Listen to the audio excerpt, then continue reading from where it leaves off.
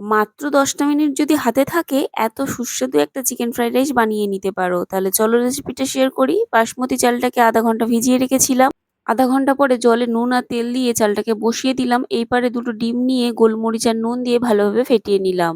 ততক্ষণে তোমরা বলে ফেলো তো সবাই কেমন আছো? তো দেখো ডিমটা ফেটানো হয়ে গেছে। কিছুটা বোনলেস চিকেন নিয়েছি, তাতে গোলমরিচ, নুন আর সয়া সস দিয়ে ভালোভাবে ম্যারিনেট করে নিলাম। এরপর একটা কড়াইয়ের মধ্যে সাদা তেল বসিয়ে দিয়ে দিচ্ছি পেঁয়াজ কোচানো। পেঁয়াজে রং ধরলে দিয়ে দিচ্ছি রসুনের কিমা আর একটু কাঁচা লঙ্কা কোচানো দিয়ে আবারও একটু ভালোভাবে ফ্রাই করে নিলাম। আচ্ছা, শুকনো লঙ্কাটাকে ফোড়নে দিতে হবে, ভুলে গিয়েছিলাম। এরপরে ডিমটা দিয়ে ভালোভাবে ভুজিয়া করে নেওয়ার পরে মাঝখানটা ফাঁকা করে চিকেনটাকে দিয়েও ভালোভাবে ফ্রাই করে নিলাম। এখন বাসমতি রাইসটা দিয়ে স্বাদ মতো নুন, চিনি, একটু গোলমরিচের গুঁড়ো আর একটু সয়া সস দিয়ে ভালোভাবে নাড়িয়ে চাড়িয়ে নিলেই কিন্তু আমাদের রেডি গরম গরম চিকেন ফ্রাইড রাইস। কেমন লাগলো অবশ্যই জানিও। আমি এটা চিকেন কষার সাথে সার্ভ করেছিলাম। তোমরা চাইলে চিলি চিকেনের সাথে অনায়াসে খেতে পারো। তো চলো সবাইকে টাটা।